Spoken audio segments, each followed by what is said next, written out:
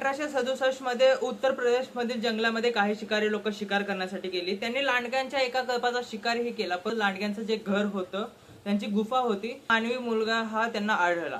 त्या शिकाऱ्या लोकांनी त्यांच्यासोबत घेऊन गेलं आणि एका आश्रमामध्ये त्याला श्रेय दिला. मी तुम्हाला जी आता गोष्ट सांगितली, लांडग्यासोबत राहणारा एक मुलगा, त्या गोष्ट थोडीशी ऐकल्या आणि बघितल्याने वाटते का तुम्हाला? खरं हा तर ही गोष्ट आहे जंगल बुक या मूवी मधली. आणि गोष्ट ही कल्पना केलेली नाही, ही सत्य घटनेवर आधारित आहे आणि ही घटना भारतातच घडली होती.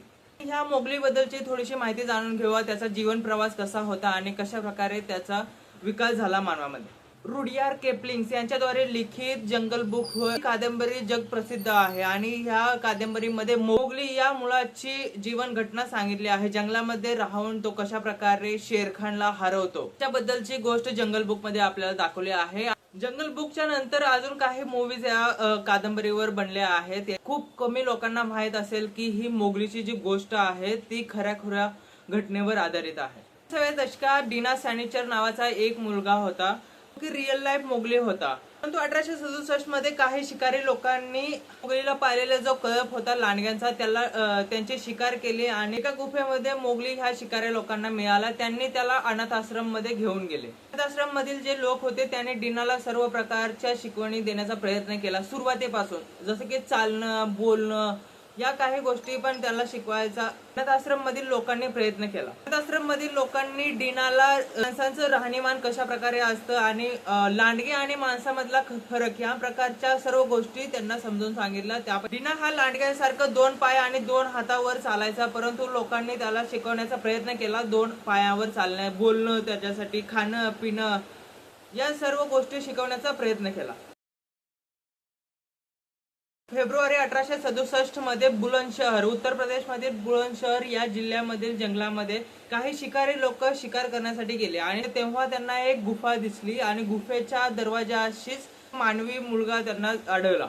या छोट्या मानवी मुलाचे रक्षण करत होते लांडगे, जे त्यांचा कळप होता तो. लोकांना अगोदर वाटलं होतं की तोही एक लांडगाच आहे. ते लोक होते त्या शिकाऱ्यांनी त्या छोट्याशा मुलाला आपल्यासोबत घेऊन गेले आणि आग्र्यामधील सिकंदरा मिशन अनाथ आश्रम या आश्रमामध्ये त्याला सोडण्यात आले. त्याचं कोणतंही नाव नव्हतं, त्यामुळे अनाथ आश्रम मधील लोकांनी त्याला डीना सॅनिचर असं नाव दिलं. डीना या शब्दाचा अर्थ उर्दू भाषेमध्ये सॅटरडे म्हणजे शनिवार असा होतो. ज्या दिवशी हा डीना आला होता दिवसाच्या नावावरच त्याचं डीना सॅनिचर असं नाव ठेवलं. अनाथ आश्रम मध्ये राहत असताना तेथील लोकांनी त्याला दुसरं नामही दिलं, उल्फ बॉय असं नाव दिलं गेलं. त्या मुलाने 6 वर्षापर्यंत मानवी जीवन कसं असतं आणि एखाद्या मानवाला सुद्धा बघितलं नव्हतं त्याने 6 वर्षापर्यंत.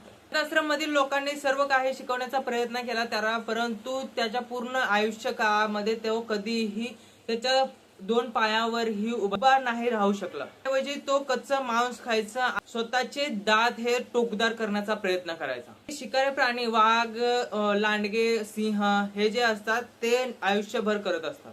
डीनाला खाण्यासाठी देण्या अगोदर तो त्याचा स्मेल करायचा, म्हणजे त्याचा वास घ्यायचा अगोदर, आणि जर त्याला वास आवडला तरच तो खायचा, नाहीतर खाण्यासाठी पूर्णपणे नकार द्यायचा आणि तो फेकून द्यायचा. डीनाला कोणत्याही प्रकारची भाषा बोलता येत नव्हती, कारण की 6 वर्ष त्याने जंगलातच घालवली होती. त्यामुळे अनाथ आश्रम मधील लोकांना जास्त त्रास व्हायचा. तो फक्त एकाच गोष्टीचा आवाज करायचा, तो जशा प्रकारे आवाज करतात तशा प्रकारे.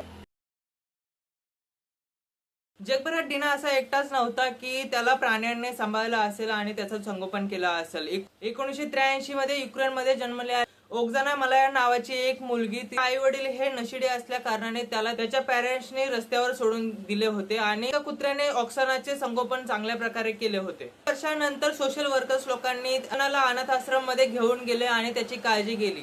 तीही डीना सारखी 2 पाय आणि 2 हातावर चालायची आणि कोणत्याही प्रकारची भाषा तिला बोलता येत नव्हती. वर्षाची मेहनत आणि खूप जास्त थेरपी नंतर ओक्सानाला मानवी जीवनातील जी रशियन भाषा होती ती शिकण्यास मदत झाली आणि आजच्या दिवशी ही ती मुलगी जी जिवंत आहे रशियामध्ये.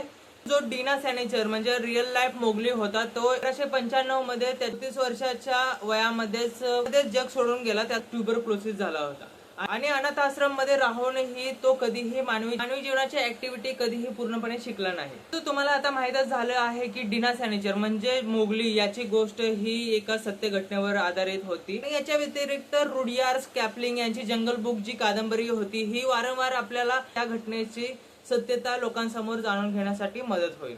तर कशी वाटली रिअल लाईफ मधील मोगली याची गोष्ट ते कमेंट मध्ये जरूर सांगा. आणि अशाच इतिहासामधील अननोन जे की तुम्हाला माहित नसलेल्या गोष्टी जर ऐकून घ्यायच्या असतील तर चॅनलला जरूर सबस्क्राईब करा.